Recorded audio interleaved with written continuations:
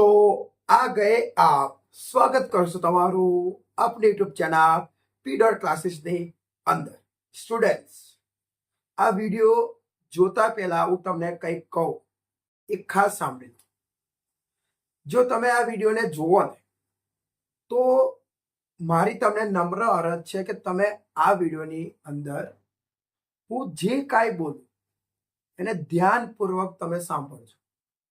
જો તમે ફક્ત વિડીયો જોવા ખાતર આ વિડીયોને જોશો તો તમને કંઈ જ ખબર નહીં પડે. પણ જો તમારે આ વિડીયોને જોઈને જો તમારે કંઈક ફાયદો મેળવવો હોય અને તમને આઈડિયા મળી જ ગઈ હશે કે વિડીયો કેના હશે, થંબનેલ જોઈને તમને ખબર પડી ગઈ હશે કે વિડીયો છે એ ઇંગ્લિશનો છે. તો તમે જો ઇંગ્લિશની અંદર સારા ગુણ મેળવવા માંગતા હો તો આ વિડીયોની અંદર હું તમને જે કાંઈ કહું એને ધ્યાનપૂર્વક શાંતિથી સમજીને સાંભળજો. ઓકે, તો ચાલો શરૂઆત.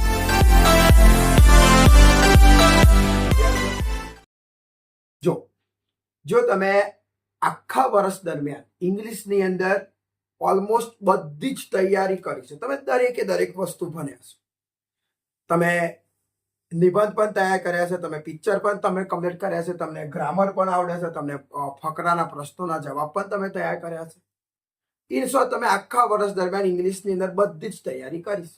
એ પ્રકારના તમે વિદ્યાર્થી છો, અથવા તમે એ ટાઈપના વિદ્યાર્થી છો કે તમે ઇંગ્લિશની અંદર અત્યાર સુધી કંઈ કર્યું જ નહીં, તમને ઇંગ્લિશમાં કશું ખબર પડતી નહીં, તો પણ તમારે ગભરાવાની જરૂર નથી. કેમ કે જો તમે આ વિડીયોના લાસ્ટ સુધી બન્યા રહેશો ને અને આ વિડીયોની ડિસ્ક્રિપ્શન જે હું મૂકું ને એને તમે કમ્પ્લીટ ચેક કરશો ને તો અવશ્ય તમે ઇંગ્લિશની અંદર ધાર્યું હશે એનાથી પણ સારું પરિણામ તમે મેળવી શકશો.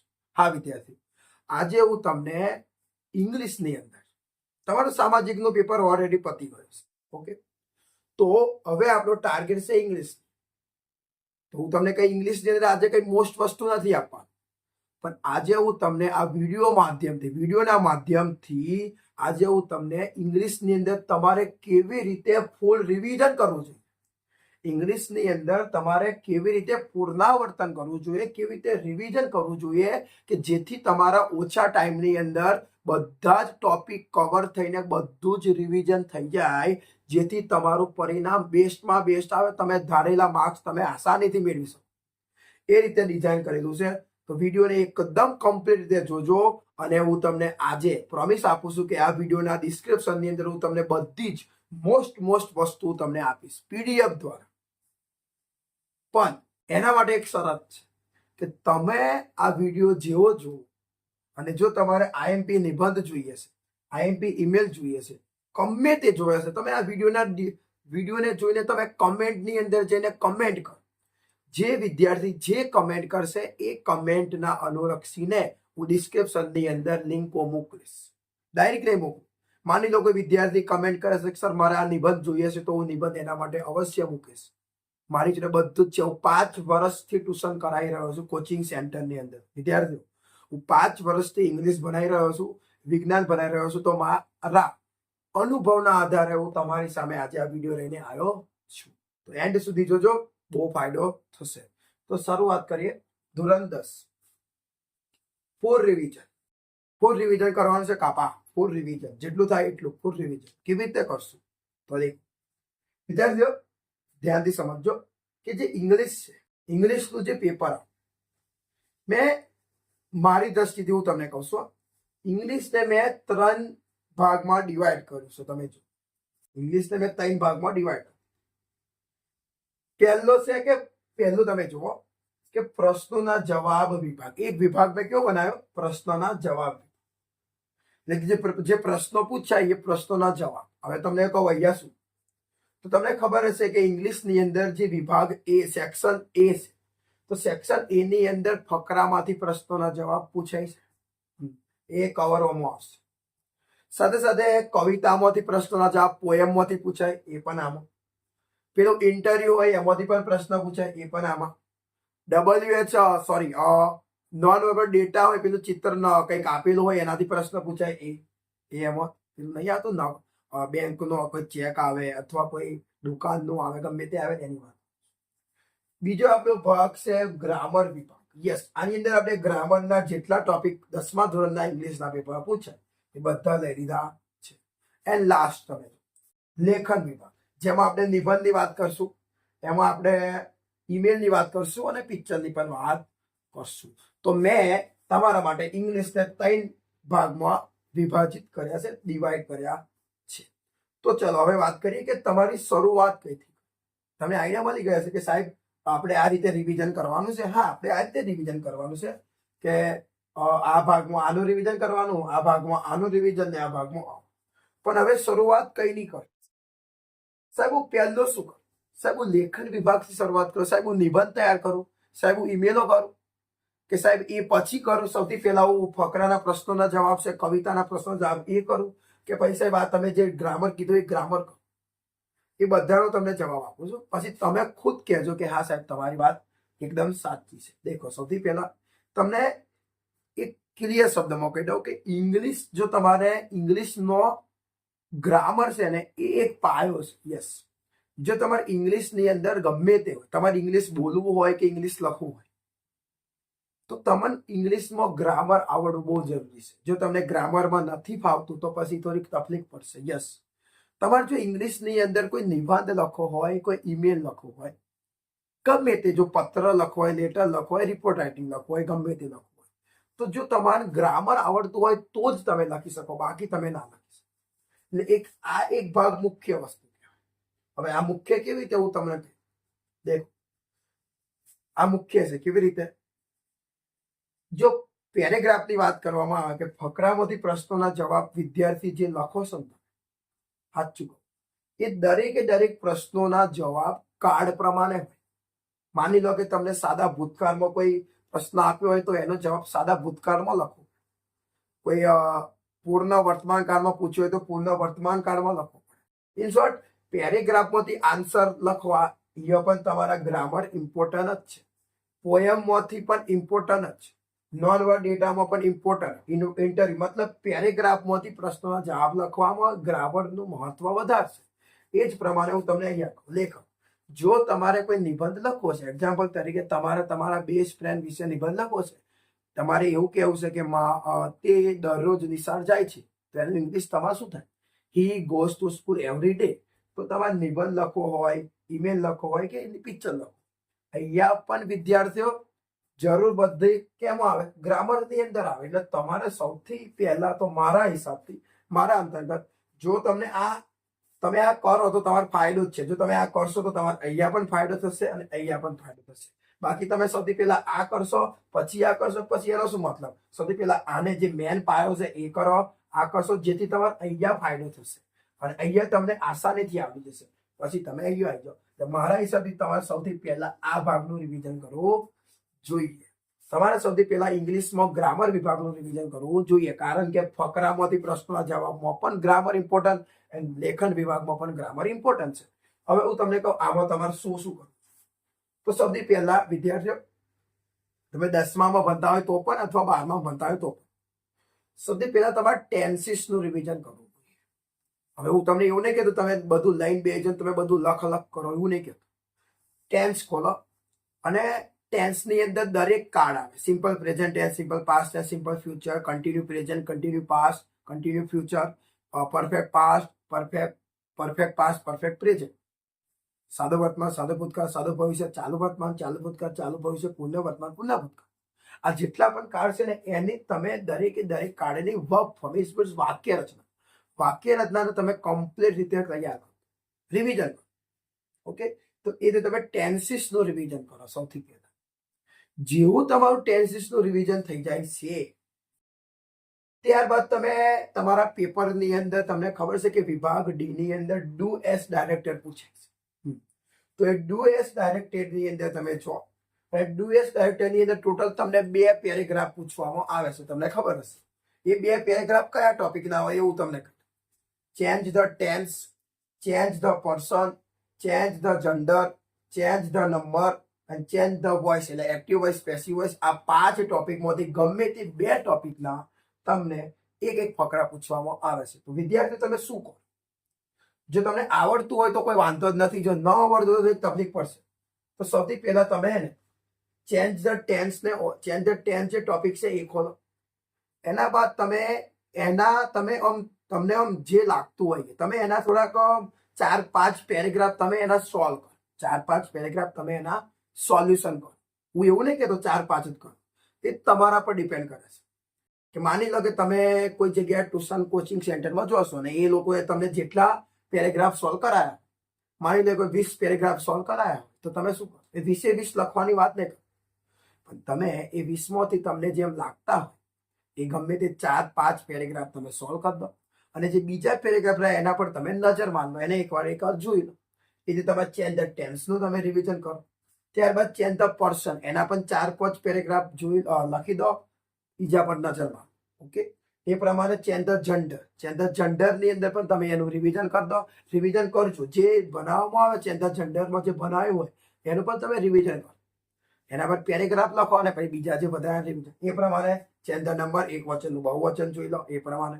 અને એક્ટિવ વોઇસ પેસિવ વોઇસ ખાસ કરી જજો. એનું તમને મોસ્ટ વાત કહું, 5 ટોપિક છે, 5માંથી ગમે તે 2 ટોપિક પૂછાય તો તમારો આમાં ભાર કેમ આવશે? કહું ઇમ્પોર્ટન્ટની વાત હું તમને કહું તો ચેન્જ ધ ટેન્સ, આના પર થોડુંક ધ્યાન આપજો, કેમ કે ઓનો એક ફકરો આવશે જ.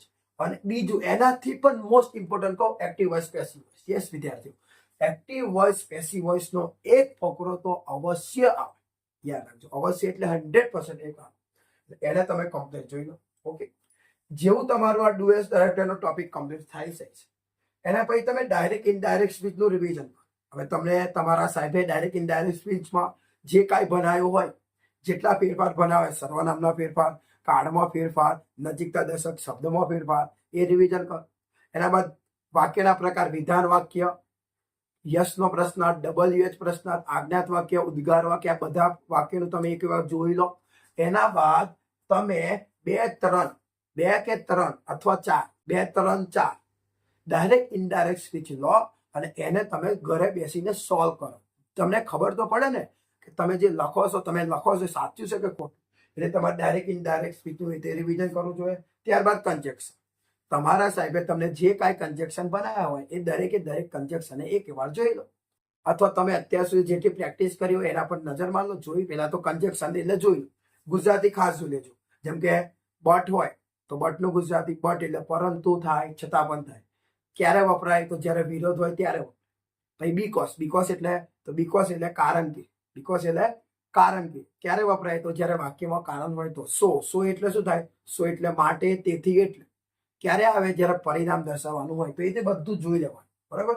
ત્યારબાદ WH ક્વેશ્ચન, તો WH ક્વેશ્ચન ની અંદર પણ તમે જેટલા WH બન્યા હોય એને યાદ કરી લો. જેમ કે યાદ રાખવાનું આ રીતે, વેનથી પ્રશ્ન પૂછીએ તો વેનથી પ્રશ્ન પૂછવામાં આવે ત્યારે જવાબમાં સમય મળે છે, સમય જાણવા માટે વેન વપરાય. વેરથી પ્રશ્ન પૂછવામાં આવે ત્યારે સ્થળ મળે, સ્થળ જાણવા માટે વેર વપરાય. એ પ્રમાણે વોટ, જ્યારે વોટથી પ્રશ્ન પૂછવામાં આવે ત્યારે જવાબમાં નિર્જીવ કર્મ મળે. આ રીતે બધું તમારે WH ક્વેશ્ચનમાં યાદ રાખવા પડે. હવે વાત કરીએ ફંક્શન. તમે આખા વર્ષ દરમિયાન જેટલા ફંક્શન બન્યા હોય એ દરેક ફંક્શનને એકવાર જુઓ, એના નામ કમ્પ્લીટ રીતે તૈયાર કરો. એની અંદર વપરાતા જેટલા પણ શબ્દો હોય એ બધા શબ્દોને કમ્પ્લીટ તૈયાર કરો. એક્ઝામ્પલ, એક ફંક્શનની વાત કરી, ડિસ્ક્રાઇબિંગ પર્સન, એમાં 3 શબ્દ, હુ, મને, હુસ. તો એને યાદ રાખવો પડે કે ડિસ્ક્રાઇબિંગ પર્સનમાં 3, હુ, હુસ. હુસ એટલે કયો ફંક્શન? Describing person. એક્ઝામ્પલ તરીકે બીજી વાત કરીએ, બીજો એક ફંક્શન લઈએ, જેમ કે શોવિંગ એલ્ટરનેટિવ ચોઇસ. એમાં શું આવે? Either or, neither nor. તો યાદ રાખવું પડે કે શોવિંગ એલ્ટરનેટિવ ચોઇસ એટલે શું આવે? Either or, neither nor. Either or એટલે કયો ફંક્શન? Showing એલ્ટરનેટિવ choice. આ બધું યાદ રાખવું પડે. એટલે તમે ફંક્શનનું રિવિઝન કરો. આ રીતે તમારું ગ્રામર વિભાગ થઈ જાય. ઓકે, દરેકના તમે 3 4 પેરેગ્રાફ કરો તો પણ ચાલે, એટલું પણ ઇનફ છે. આટલું તમારે ગ્રામરનું રિવિઝન કરી દેવું જોઈએ.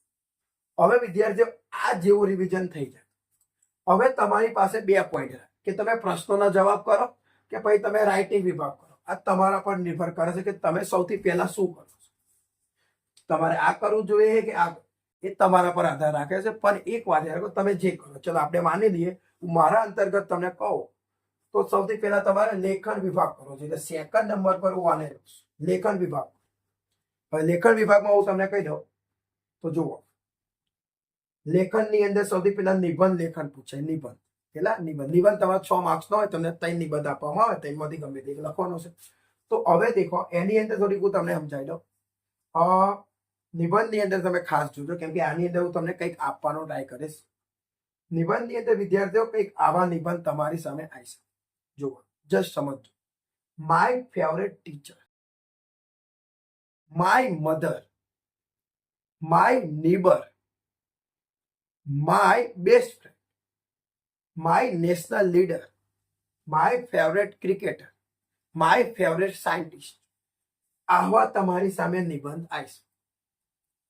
તો આ નિબંધ વ્યક્તિ પર નિબંધ કહેવાય. દેખો ને, માય ફેવરેટ ટીચર એક વ્યક્તિ પર નિબંધ. માય મધર તમારી મમ્મી પર નિબંધ લખો. માય નીબર મારો પડોશી એક વ્યક્તિ પર નિબંધ લખવાનો છે. તો વિદ્યાર્થીઓ, એક વ્યક્તિ પર ફોર્મેટ. યસ, જો વ્યક્તિ પર જો તમને ઇંગ્લિશ આવડે છે તો તમે આરામથી પોતાની ભાષામાં ગોઠવીને વ્યવસ્થિત રીતે તમે નિબંધ તમારી ભાષામાં લખી શકો. યસ, નિબંધ કોઈનો સરખો હોતો જ નહીં. નિબંધ કોઈ દિવસ સરખો હોય જ ના, બધાનો અલગ અલગ હોય. તમે એ રીતે નિબંધ કરી શકો છો. એક બીજી વાત, જો તમારે મારી જોડે એક ફોર્મેટ છે, કે ફોર્મેટ હું તમને એક એવું આપી શકું કે કોઈ વ્યક્તિ પર નિબંધ પૂછાય ને, કોઈ વ્યક્તિ પર, તો તમે એ ફોર્મેટની અંદર કેવું છે, એક પહેલો ફર્સ્ટ પેરેગ્રાફ છે અને લાસ્ટ પેરેગ્રાફ છે. વચ્ચે તમે તમારી જાતે લખી દેજો, પણ એક ફર્સ્ટ પેરેગ્રાફ, એક લાસ્ટ પેરેગ્રાફ. ઓકે, જો તમે એ ફોર્મેટને મેળવવા માંગતા હોય તો આ વિડીયોના ડિસ્ક્રિપ્શનની અંદર જઈને તમે એટલું, વિડીયોના કમેન્ટમાં જઈને અંદર એટલું લખજો, માય ફેવરેટ ટીચર સર નિબંધ આપો, તો હું તમને માય ફેવરેટ ટીચર નિબંધ પણ આપીશ એન્ડ તમને ફોર્મેટ પણ આપી દઈશ. ઓકે, એ જુઓ. ત્યારબાદ વિદ્યાર્થીઓ, એક જો વ્યક્તિ પર નિબંધ નથી પૂછાતો તો કોઈ સ્થળની મુલાકાત પર પૂછી શકે. A visit to zoo, a visit to hill station, a visit to library, a visit to garden, એવો પણ તમારી સામે નિબંધ આવી શકે. આ એક સ્થળની મુલાકાત કરી એવું. તો તમારે આ નિબંધ પણ તમારે આવડતા હોય તો તમે લખી શકો. આના માટે પણ એક ફોર્મેટ છે. યસ, આમાં એક એવો ફોર્મેટ છે કે જો તમે એ ફોર્મેટ તૈયાર કરો ને તો આમાંથી કોઈ પણ નિબંધ પૂછાય તમે એ બેઠું લખી શકો. યસ, ખાલી તમારે ચેન્જીસ કરી દેવા. એક મસ્ત ફોર્મેટ છે, જોતો હોય તો તમે કમેન્ટ કરજો. ઓકે, આગળ વાત કરીએ માય ફેવરેટ ફેસ્ટિવલ. કોઈ ફેસ્ટિવલ તહેવાર પર નિબંધ પૂછાય, એ પણ તમને આવડે. અત્યારે હોલી આવવાની છે તો હોલી પર પૂછાઈ શકે, એટલે થોડુંક ધ્યાન રાખજો આના પર. આનો પણ ફોર્મેટ છે, જોતો હોય તો લખો ને માય ફેવરેટ ફેસ્ટિવલ, તમને ફોર્મેટ મળી જશે. ઓકે, આટલું થઈ જાય. એના બાદ વિદ્યાર્થીઓ વાત કરીએ કે ઈમેલ રાઇટિંગ. ઈમેલ રાઇટિંગ પણ તમારે કરવી જોઈએ. ઈમેલની અંદર એક ફોર્મેટ આવે. દેખો, ફોર્મેટ કેવો હોય કે સૌથી પહેલા તમારે એક કોષ્ટક બનાવવાનો આવે. આપણે ચેનલની અંદર ઈમેલનો ફોર્મેટ બનાવ્યો છે. તમે ઈમેલનો, આપણી ચેનલની અંદર ઈમેલનો એક વિડીયો છે, 2 કે 3 વિડીયો છે, એમાં મેં એક આખો ફોર્મેટ બનાવ્યો. ન જોયે તો તમે એ વિડીયો પણ જોઈ લો, સાચું કહું તો. ઈમેલનો ફોર્મેટ હોય, તમે એક ટેબલ બનાવવાનું, કોષ્ટક, એમાં તમારે ફ્રોમ લખવાનું, ટુ લખવાનું, સબ્જેક્ટ લખવાનું, ફ્રોમમાં જે મોકલાય એની ઈમેલ લખવાની, ટુમાં જેને મોકલવાની છે એની સબ્જેક્ટમાં વિષય લખવાનું. પછી એની અંદર પણ એક ફોર્મેટ છે, એ તમારે જોતો હોય તો તમે લખી શકો છો. પણ તમને જો કશી નહીં ખબર તો સૌથી પહેલા તમે એ ફોર્મેટ તૈયાર કરો. યસ વિદ્યાર્થીઓ, તમને માની લો કે તમને ઈમેલો આવડે છે, પણ સૌથી પહેલા તમે ફોર્મેટને તૈયાર કરો. ફોર્મેટ, અને ફોર્મેટ થઈ જાય બાદ, એ ફોર્મેટ જેવો તમે થઈ જાય છે પછી મેં શું લખ્યું, ઈમેલ તૈયાર કરવી. યસ, એ ફોર્મેટ તૈયાર થઈ જાય પછી તમે આખા વર્ષ દરમિયાન જેટલી પણ ઈમેલો તૈયાર કરી હોય એનું તમે રિવિઝન કરો. રિવિઝન મારો, તૈયાર કરો, અથવા તૈયાર જ ના કરી તો એકવાર તૈયાર કરો. તૈયાર કરી હોય તો રિવિઝન કરો. આ રીતે વિદ્યાર્થીઓ તમે ઈમેલનું પણ રિવિઝન કરી શકો છો. ત્યારબાદ લાસ્ટ પોઈન્ટ, પિક્ચર ડિસ્ક્રિપ્શન. તો પિક્ચર ડિસ્ક્રિપ્શનની અંદર તમને બનાવવામાં આવતું છે. પહેલું વાક્ય તમારે લખવાનું, this is a picture of zoo, this is a picture of garden, this is a picture of room, this is a picture of river bank, this is a picture of seashore. આ દરેક પહેલું વાક્ય તો એ જ લખવાનું હોય. ત્યારબાદ એ જે ચિત્રની અંદર જે આપણને દેખાય છે એના આધારે આપણે આવું વાક્ય બનાવીએ ને, ધેર ઇઝ, આવું બનાવીએ છે ને, there is tree in the picture, there are many boys in the picture, there are many people in the picture, there are many things in the picture. તમે એ રીતે તમે લખી દો, છેલ્લે તમારે લખી રહેવાનું કોઈ આમ સારું વાક્ય, this is beautiful picture, this is nice picture. આવું તમે લખી દો તો પણ તમને 5માંથી 5 નહીં, પણ 5માંથી 4-5 માર્ક્સ તમને મળી શકે, 4-3 માર્ક્સ મળી શકે. ઓકે, તેમ છતાં મેં 2 કે 3 અઠવાડિયા પહેલા, 2-3 વીક પહેલા આપણી ચેનલ પર એક વિડીયો બનાવ્યો છે. એની અંદર મેં તમને મોસ્ટ આઈએમપી પિક્ચરો આપ્યા છે. તમે એ વિડીયો જો, વિડીયોની અંદર મેં તમને પિક્ચર લખતા પણ શીખવાડ્યું છે, સાથે સાથે એમાં મોસ્ટ આઈએમપી પિક્ચર તમને લખીને પણ આપ્યા છે. તમે એ વિડીયો જોઈ શકો છો. ઓકે, તો એ જે તમારે લેખન વિભાગનું થઈ જાય, નિબંધનું થઈ જાય છે, ઈમેલનું થઈ જાય છે, પિક્ચરનું પણ થઈ જાય છે. તો સૌથી પહેલા ગ્રામરનું કરો, સૌથી એના બાદ તમે લેખન વિભાગ કરો, એન્ડ લાસ્ટ વિદ્યાર્થીઓ લાસ્ટ આપણે વધ્યું છે પ્રશ્નોના જવાબ. આને તમારે કમ્પ્લીટ કરીને જવા જોઈએ. આ ત્રીજા નંબર પર રાખ્યું છે. હવે આ 2 ફાયદો થશે અહીંયા, ઓનો ફાયદો અહીંયા થશે, ઓનો ફાયદો અહીં તો થયો, પણ હવે એનો અહીંયા. હવે વિદ્યાર્થીઓ એક વાત યાદ રાખો કે જો તમે આની અંદર તૈયારી કરી હોય, તમે પેરેગ્રાફ તૈયાર કર્યા હોય, એટલે પેરેગ્રાફના પ્રશ્નો જવાબ તૈયાર કર્યા હોય, પોએમના પ્રશ્નો જવાબ તૈયાર કર્યા હોય, તો હાથ જોડું છું એનું તમે રિવિઝન કરીને જજો. કેમ કે કેવું હોય ઓલરેડી કે દરેક વિદ્યાર્થી અત્યાર સુધી શું કરે કે પેરેગ્રાફની એવો કોઈ તૈયારી જ નહીં. એવો શું કરે કે જે પ્રશ્ન પૂછાય છે તો એ પ્રશ્નમાં જે શબ્દ લખેલો ને એ શબ્દ એવો પેરેગ્રાફની અંદર શોધે, પછી જે જગ્યા મળે એ આખી લીટીઓ કોપી પેસ્ટ કરે છે. આ રીતે તમે પ્રશ્નો જવાબ લખો તો તમને આખો માર્ક્સ મળતો નથી, 1માંથી 1 માર્ક્સ મળતો નથી, પણ તમને અડધો માર્ક્સ જ મળે. 10 પ્રશ્નો પૂછવામાં આવે, તમે 10 પ્રશ્નો જવાબ એમ લખ્યા હોય તો તમને 10 માર્ક્સ નથી મળતા, તમને ફક્ત 5 જ માર્ક્સ મળે છે, અડધો પર. પણ જો તમે પૂરેપૂરા માર્ક્સ મેળવવા માંગતા હોય તો વિદ્યાર્થી તમારે જવાબ એકદમ કમ્પ્લીટ લખો. એના માટે તમારે આખા વર્ષ દરમિયાન તૈયારી કરવી જ પડે. તેમ છતાં જો તમે તૈયારી ન કરી તો તમે તૈયારી કરી શકો. હજી તમારો જો ટાઈમ છે, તમે થોડા ઘણા ફકરા તૈયાર કરો, થોડા ઘણા પ્રશ્નો, ફકરાના પ્રશ્નો તમે તૈયાર કરો, જેથી કદાચ એમાંથી પણ બોર્ડની પરીક્ષાની અંદર એમાંથી પણ 1-2 ફકરો પૂછાઈ શકે છે. એટલે તમે તૈયારી કરો તો તમારો ફાયદો તો છે જ. તો સૌથી પહેલા પેરેગ્રાફ, પ્રશ્નોના જવાબ વિભાગ છે, એમાં પેરેગ્રાફ ક્વેશ્ચન. જો તમે જેટલા પેરેગ્રાફ તૈયાર કર્યા હોય એ દરેકે દરેક પેરેગ્રાફના પ્રશ્નોના જવાબ તમે એકવાર જોઈ લો. લખવાની જરૂર નથી, કેમ કે ભાઈ લખાય નહીં, તમારે જોવું જ પડે. ઓકે, કે તમે એકવાર જોઈ લો કે આ પ્રશ્નનો જવાબ મને પેરેગ્રાફમાં કઈ મળે છે. ઓકે, ચોથી લીટી છે. ઓકે, પછી બીજું, આ પ્રશ્નનો જવાબ કઈ છે પેરેગ્રાફમાં? છઠ્ઠી લીટી છે. તો પછી આ 7મી લીટી છે. એમ એ રીતે તમે જોઈ લો. જેથી તમે એ જોઈ જશો ને, જે આગલો દિવસ તમે જોઈ જશો ને, તો શું થશે કે નેક્સ્ટ બીજા દિવસ જો બોર્ડના પેપરની અંદર જો એ પેરેગ્રાફ પૂછાઈ જશે ને, તો તમને ઓટોમેટિક યાદ આવશે કે આ પ્રશ્નનો જવાબ આ ફકરામાં તો આ એ રીતે તમે કરી શકો. એટલે તમે જેટલા પેરેગ્રાફ તૈયાર કર્યા હોય બધા પેરેગ્રાફના પ્રશ્નોના જવાબ લખવાની જરૂર નથી, પણ તમે જોઈ લો કે સૌથી પહેલા કર્તા મૂક્યો, કર્તા પછી ક્રિયાપદ, અને કર્તા મૂકી દીધો, ક્રિયાપદ મૂકી દીધો, અને હવે પેરેગ્રાફની અંદર જઈને આટલી લીટી કોપી મારવાની છે. એ રીતે તમે જોઈ લો, જેથી તમારો ફાયદો થશે. તો પેરેગ્રાફના પ્રશ્નોનો જવાબ તમે એ રીતે તૈયાર કરો. ત્યારબાદ સ્ટાન્જા ક્વેશ્ચન એટલે પોએમ. તમે જેટલી પણ પોએમ તૈયાર કરો એ દરેકે દરેક પોએમના પણ પ્રશ્નોના જવાબ તમે વ્યવસ્થિતપણે જોઈ લો, રિવિઝન કરો, નજર મારો. ઓકે, ત્યારબાદ non verbal data. Non verbal ડેટાની અંદર પણ તમે જેટલા સોલ્વ કર્યા હોય બધાના પ્રશ્નો જવાબ જોઈ લો. ન કર્યા હોય તો તમે વધારે સોલ્વ કરો. એક બીજી વાત, સ્ટાન્જાની અંદર વાત કરીએ પોએમ, તો તમે જેટલી કરશો એટલો વધારે ફાયદો. જો તમે ઓછી કરી હોય, તમને ડાઉટ લાગતો હોય તો તમે બીજી વધારે સોલ્વ કરો. પેરેગ્રાફમાં પણ તમને વધારે સોલ્વ કરવા હોય તો તમે યુટ્યુબ પર જઈને કરી શકો, અથવા તમારી ગ્રાઇડની અંદર પણ હોય છે, તમે કરી શકો. ત્યારબાદ ઇન્ટરવ્યુ આધારિત ક્વેશ્ચન પણ પૂછાય છે. તમારી સામે એક ઇન્ટરવ્યુ આવે છે અને ઇન્ટરવ્યુ પરથી તમારા પ્રશ્નોના જવાબ આપવાના હોય છે. તો એ તમે જેટલા પણ તૈયાર કર્યા હોય ઇન્ટરવ્યુ, એના પ્રશ્નો જવાબ તમે જોઈ લો. ઓકે, અથવા ન કર્યા હોય તો પણ તમે કરવા જોઈએ. વિદ્યાર્થીઓ, જો તમે આ તૈયાર કર્યું જ હોય તો આનું ખાલી રિવિઝન કરો, અને જો તમે નથી કર્યું તો તમે શું કરો છો? તમારે કરવું જોઈએ યાર. પેરેગ્રાફ લો, ખાલી 5 પેરેગ્રાફ તૈયાર કરી, 5 પેરેગ્રાફના પ્રશ્નો જવાબ કમ્પ્લીટ કરી દો. સ્ટાન્જા 3 કવિતા કમ્પ્લીટ કરી દો. નોન ડેટા 4 નોન ડેટા કરી દો, અને 4 ઇન્ટરવ્યુ કરી દો. આટલું તમે કરો. જો તમે આ કરશો તો તમારો ફાયદો થશે. બરોબર? તો આ રીતે તમે ઇંગ્લિશનું ફૂલ રિવિઝન કરો. તમારી જોડે સામાજિકનું પેપર જેવો પતી ગયો તો એ દિવસ છે, એ આખો દિવસ છે, સાથે સાથે એક બીજો આખો દિવસ તમારી જોડે છે. ઓકે, જેમ કે 5મી તારીખે આપણે ઇંગ્લિશનું પેપર છે. ઓકે, તો 5મી ઇંગ્લિશનું પેપર છે, તો તમારી જોડે 4 તારીખ આખી છે, તમે 4 તારીખે આખો દિવસ તમે ધારો તો બધું કરી શકો છો. ઓકે, તો વિદ્યાર્થીઓ આ રીતે તમે ફૂલ રિવિઝન કરજો, જેથી તમે 80 માંથી 80 માર્ક્સ આસાનીથી તમે કવર કરી શકો. 80 માંથી 80 નથી આવતા તો 80 માંથી 75 આવી શકે, 76 આવી શકે, 72 આવી શકે, 70 પણ આવી શકે. તમે ધાર્યું એ પ્રમાણે તમે કરી શકો, પણ આખું તમે ફૂલ રિવિઝન કરજો.